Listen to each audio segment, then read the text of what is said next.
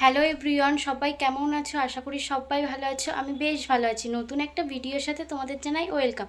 সবার সুস্থ কামনা করে আমি একটা নতুন ব্লগ শুরু করছি। আশা করি তোমাদের অনেক ভালো লাগবে। চলো তাহলে শুরু করা যাক। আর দেখতেই পাচ্ছ আমার স্নান কমপ্লিট, স্নান পুজো সব কিছু কমপ্লিট হয়ে গেছে।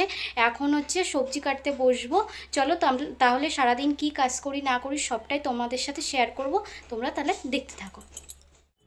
এখানে দেখো আমি সবজি কাটতে বসে গেলাম। সমস্ত সকালে বাসি কাজ সেরে সবজি কাটতে বসে গেছি।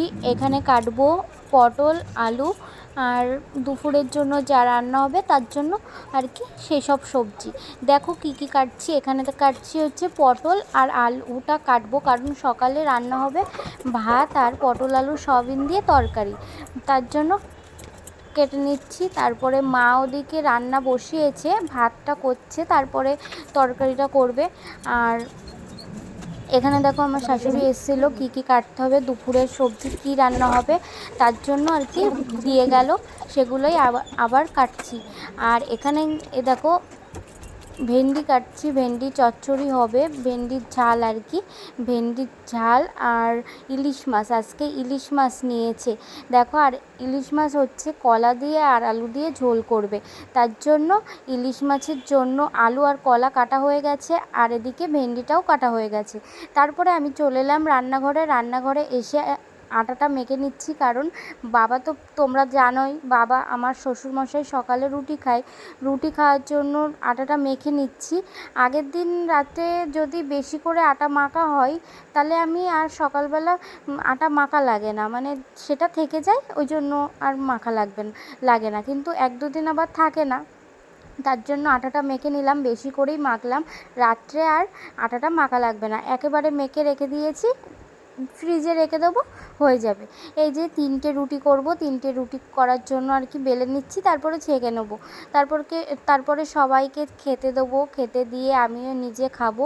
চলো তোমরা ভিডিওটা দেখতে থাকো, তোমাদের আশা করি সবার খুব ভালো লাগবে। আর একটা কথা বলি, যারা ফেসবুক থেকে দেখছো তারা হচ্ছে আমার একটা নতুন ফেসবুক পেজ আছে, সেখানে একটু ফলো করে দিও, মানে আমার পাশে থেকো, ভালোবাসা দিও। ফেসবুক পেজের নাম পূজা পাল।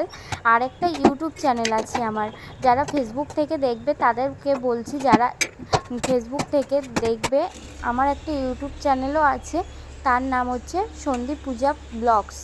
আর যারা ইউটিউব থেকে দেখবে তাদেরকেও ফেসবুক অ্যাকাউন্টের নাম পূজা সন্দীপ পাল একটা আছে, আর পেজ আছে আমার নতুন পেজ, ওটাতে সবাই একটু ফলো করে পাশে থেকো। খুব মানে তোমাদের ভালোবাসাটা অনেকই দরকার। তোমরা যারা ইউটিউব থেকে দেখবে তাদেরকে বলছি আর কি। যাই হোক, ফেসবুক পেজের নাম হচ্ছে পূজা পাল, সবাই একটু পাশে থেকো। এখানে দেখো সব সবজি, বাবা সবজি কিনে নিয়ে এসেছিলো বাজার থেকে, সেই সবজিগুলো আর কি ফ্রিজে ঢুকিয়ে রেখে দিলাম, তাহলে আর কি হয়, সবজিগুলো টাটকা থাকে আর সুন্দর থাকে। এদিকে আমি চলে এলাম জল ভরতে, কারণ সকালে সবাইকে খেতে দেবো, তার জন্য জলটা ভরে নিচ্ছি, ভরে নিয়ে সবাইকে খেতে দেবো, খেতে দিয়ে আমিও নিজে খেয়ে নেব। আচ্ছা, তোমাদের সাথে একটা কথা শেয়ার করি, যারা বলো না যে বাড়ির কাজ করি না, ভিডিও করি শুধু, তাদেরকেই বলছি, আমরা যেমন বাড়ির কাজটাও পছন্দ করি, মানে বাড়ির কাজটাও করি, তেমন ভিডিও করি, সময় যেটুকু সময় পাই সেটুকু ভিডিও। হ্যালো এভরিওয়ান, তোমাদের সাথে একটা জিনিস শেয়ার করব, আমার সব থেকে প্রিয় একটা জিনিস, চলো তোমাদেরকে শেয়ার করি। এই যে আমার খুব পছন্দের অ্যালবাম, এটা হচ্ছে গিফট করেছিল আমার দাদা রাখি পূর্ণিমা, সরি ভাইফোঁটাতে। কেমন লাগছে অবশ্যই কমেন্ট করে জানিও, অ্যালবামটা কেমন লাগছে। আমার তো জাস্ট বাও। তোমাদের কেমন লাগছে এই সিঁদুর পরানো ফটোটা? হ্যালো এভরিওয়ান, আমি সকালে সমস্ত কাজ তোমাদেরকে দেখালাম। আমি সকালে খাওয়া দাওয়া শেষ করে কটা বাসন ছিল সেগুলো মাজা ধোয়া করে চলে এলাম ঘরে। এখন কোনো কাজ নেই, একটু রিলস বানাচ্ছিলাম, রিলস ফটো তুলছিলাম। চলো তাহলে ভিডিওটা এই পর্যন্তই। আর দুপুরে রান্না করছে আমার শাশুড়ি মা।